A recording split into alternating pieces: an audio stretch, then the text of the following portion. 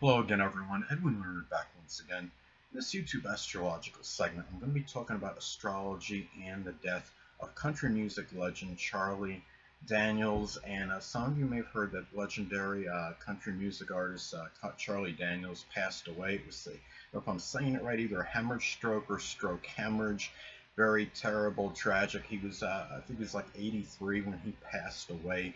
And I want to talk about some natal placements, some transits that might have contributed to this. There was something, the first thing I want to point out is that transit Mars in Aries was in conjunct his Sun in Scorpio at the time. And this could be the rupture of blood vessels in the brain. You're talking about Mars and Aries. Yes, the transit was in the seventh house. He was a Sun in Scorpio, Libra ascendant, and but the thing about this is, I thought was interesting that it made it in conjunct to his Scorpio ascendant. When you're talking about, I'm sorry, his Scorpio sun. And when you have in conjunct aspects in astrology, whether it's through transit or natal placements, they can indicate, they could be about health issues. This is something where also that transit Mars in Aries was also conjunct his natal moon in Aries. So that's an indicator of this becoming something that was public. This was something that the moon is also the ruler of his 10th house of notoriety. And this is something too. Sadly, he had a number of transits in his fourth house of the end of life as well, including Jupiter in Capricorn retrograde. Jupiter can be associated with the blood and Mars as well. Transit Jupiter in Capricorn retrograde in the fourth house of the end of life, the latter part of life, the end of life, that could be an indicator of the blood loss that could contribute to the end of one's life, sadly. He also had transit Pluto in the fourth house in his chart, and Pluto was in his fourth house of the end of life as well, which could be an indicator of an end of life that can be somewhat destructive, sadly. And um, something too, when you're talking, and I don't know if you really want to call destructive, but when you have, like, you're talking about the planet of death and it's transiting your end of life, a lot of times it will not bode well. Sadly, there's people that, at least one person out there that had stated one time that I had been making some negative videos, and maybe it's because I've done a number of videos that are about,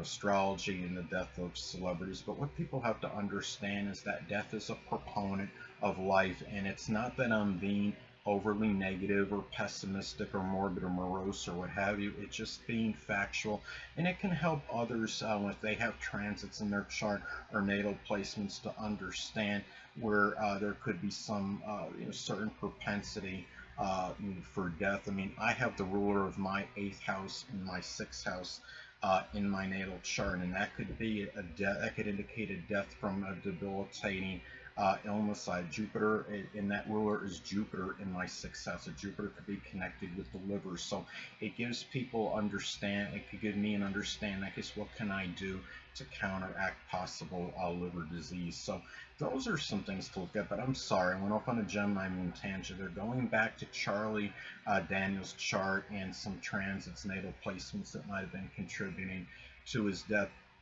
Another thing too I noticed is that Charlie Daniels at this time, he also had transit South Node in Sagittarius, not far from his natal North Node in Sagittarius. And given that Jupiter can be associated with blood in astrology, you're also Sagittarius may be connected with the blood as well. You're talking about the South Node is what we are going away from. And when you're talking about the North Node in transit, the North Node can be about issues one may have to confront and address. When you have the transit South Node approaching the natal North Node, it can be an indicator of going away from something.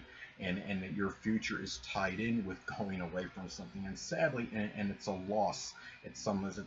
You're talking about, sadly, the loss perhaps of blood. I think that is an indicator of that, sadly, is that the future, those were issues that had to be confronted. And he also has, I mean, you're talking about two planets that can be associated with blood and astrology are Jupiter and Mars, and they do square each other in his chart. He also has Mars conjunct Neptune in Virgo in the 12th house. Mars conjunct Neptune right by itself could be an indicator of dissipated, depleted energy and vitality. And you're talking about the 12th house of hospitalization. This is also something when you're talking about Mars in Virgo. Mars in Virgo can sometimes indicate injuries to the spleen or maybe even some intestinal areas. So it wouldn't surprise me if he's had maybe perhaps some issues that were physical issues that were associated with this. Mars can also be about physical related issues along with the sun and ascendant in astrology.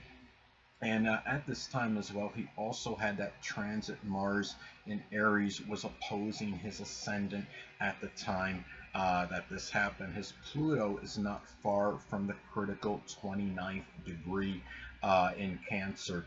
So, I mean, this is something where, I mean, you're talking about Pluto near a critical degree. It could be a situation where the death can be crisis, related somehow, and I think that that might have played a role, sadly, in his passing. So, and another thing I noticed too, he also had transit Neptune at the time in his sixth house of health, and transit Neptune in the sixth house can be an indicator where one's physical health, might be there might be so I don't know if he had these issues or not, but it could be the dissolving or dissipation of one's physical health, and it could also be Neptune related issues, Neptune slash Pisces related issues, such as something with the mucous membranes or something with the feet, the toes, the lymphatic system, something of that nature. I don't know if he had those issues or not, but it wouldn't surprise me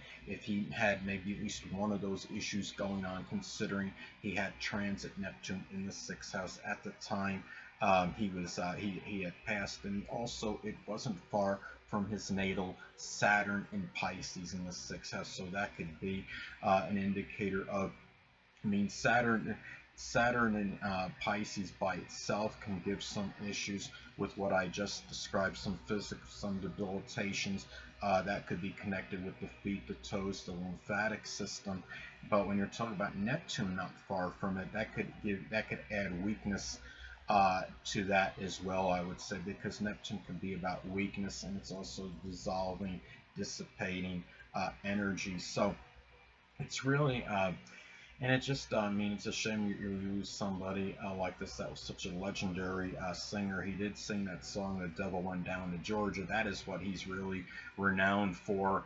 But the thing about it is, too, looking at his chart at this time, you're talking about a situation with having Sun and Scorpio making some. I mean, that's such a disparity to his Libra ascendant, because the Sun and Scorpio, the basic or the true character, obviously could be very intensely emotional and passionate, and very secretive, more introverted, somebody that's enamored with mystery, and you're talking about and very willful energy, and you're talking about um, a Libra ascendant basically camouflaging that, having more of a charming, more sociable facade, somebody outwardly that may like to ingratiate themselves with others and be very active intellectually. So it's really, you're talking about a big contrast in the two. And the Sun and Scorpio can also have